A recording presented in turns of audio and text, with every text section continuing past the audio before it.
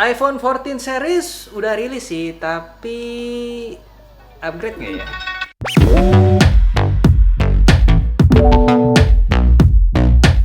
Halo semuanya, gue Mikal dan udah beberapa hari ini tuh gue nyobain si iPhone 14 Pro sejak tanggal perilisannya di Singapura tanggal 16 September kemarin. Dan inilah yang muncul di pikiran gue beberapa hari terakhir ini.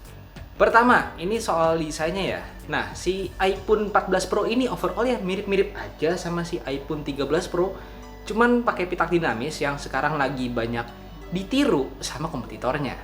Ya, walaupun menurut gue fitur pitak dinamis ini tuh nggak guna-guna amat, tapi ternyata emang ya ada aja yang mau niru. Terus satu hal yang gue notice banget tuh pinggiran framenya yang gampang banget nempel sidik jari. Buat ngatasinnya bisa pakai casing atau skin sih kalau mau. Lalu bump kameranya yang ikutan di-upgrade barengan sama resolusi kamera utamanya yang jadi 48 megapiksel. Jadi kalau misalnya lo ada iPhone 13 Pro, ya casingnya nggak bakalan muat di kameranya si iPhone 14 Pro. Untuk HP-nya sendiri, karena ini yang versi Singapura, jadi dia masih pakai kartu nano SIM card dan eSIM. Beda dengan US version yang hanya bisa pakai eSIM aja.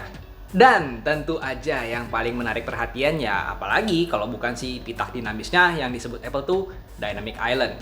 Ya, Dynamic Island, bukan Chelsea Island. Ya gimana kagak, setelah 5 tahun akhirnya ada perubahan yang cukup berarti di desain pitaknya si Apple ini, dimana kita bisa ngelihat animasi-animasi seputar background test di pitaknya ini. Masih dari segi visualnya, Apple sekarang ngasih satu fitur yang udah lama di Android ada, yaitu Always On Display. Tapi penerapannya tuh agak beda dengan Android. Nah, kalau di iPhone itu, AOD-nya itu satu layar full dengan refresh rate itu di 1 Hz saja. Jadi lu bakal ngeliatin tuh lock screen terus-terusan satu layar. Agak bingung ya?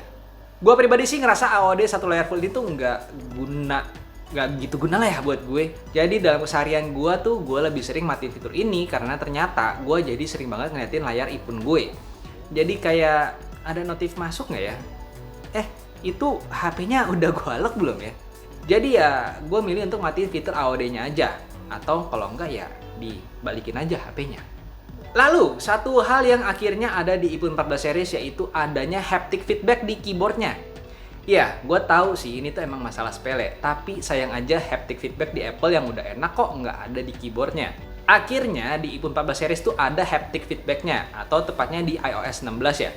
Tapi ternyata buat gue haptic feedbacknya itu agak kurang kuat. Jadi gue masih tetap prefer pakai Google Keyboard dengan haptic feedback yang lebih kuat. Tapi ya emang ada bedanya sih. Bedanya tuh bukan feels di haptic feedbacknya, tapi di suaranya. Kalau di Google Keyboardnya itu suara neken huruf sama neken tombol backspace itu sama. Kalau di Apple Keyboard, suara neken huruf sama neken backspace itu beda. Ya, ada small simple details yang bikin beda lah.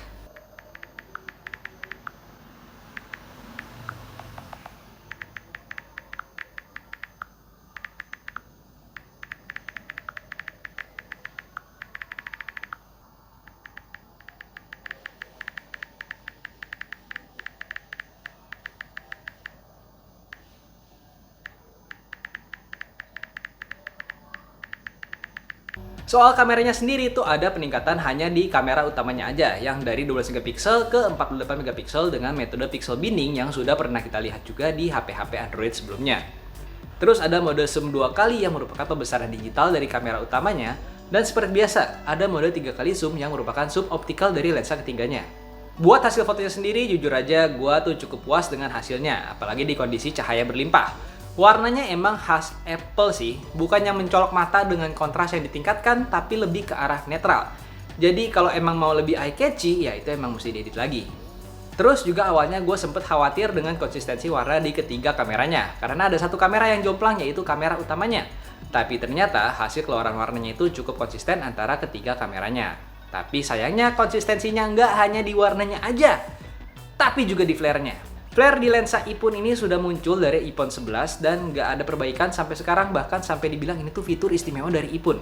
Ya, tetap konsisten sih. Tapi coba deh, konsistennya itu di hal yang bagusnya aja. Oke Apple? Kemudian buat kalian yang suka pakai cinematic mode, sekarang di Apple itu sudah bisa cinematic mode di maksimal 4K 30 untuk kamera depan maupun kamera belakangnya.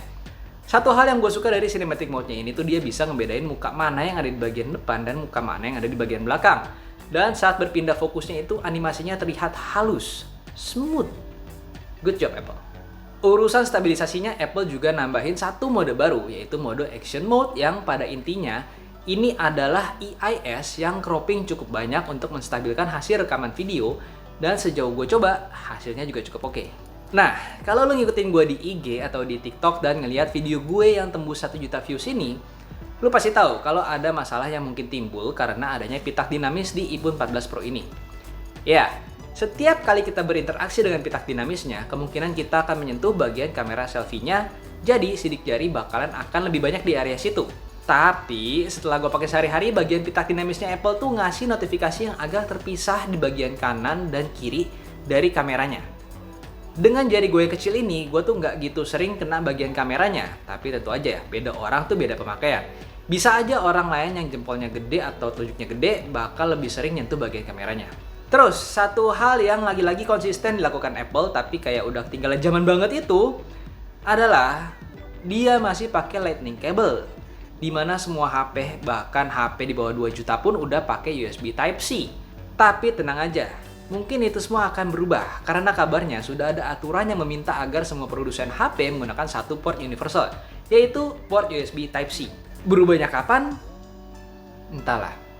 Mungkin di iPhone 15, mungkin juga di iPhone 17, mungkin juga di iPhone 120 nanti. Siapa yang tahu? Apple gitu loh. Oke. Nah, sekarang pertanyaannya, mesti nggak sih lu upgrade dari iPhone 13 atau iPhone 13 Pro? Kagak.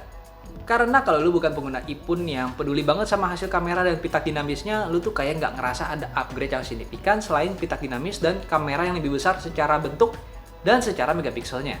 Tapi lagi nih, nggak bisa dipungkiri kalau emang Apple punya nilai jual tersendiri, yaitu gengsinya.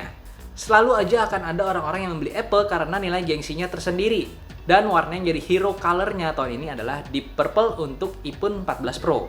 Gua pribadi sih nggak masalah sama warna ungu ini ya, kayak cocok-cocok aja dipakai buat cewek ataupun cowok. Ya, walaupun kalau gua lihat sih ungunya itu emang cukup maskulin ya. Gagah gitu. Gua rasa segini dulu dari gua untuk si iPhone 14 Pro. Jangan lupa untuk like dan subscribe ke channel ini karena akan sangat membantu channel ini untuk berkembang. Follow juga IG dan TikTok gua Gadget Apa, dan sampai berjumpa di video berikutnya. Dah. Apple. Mau buat apa juga pasti ada aja yang ngikutin.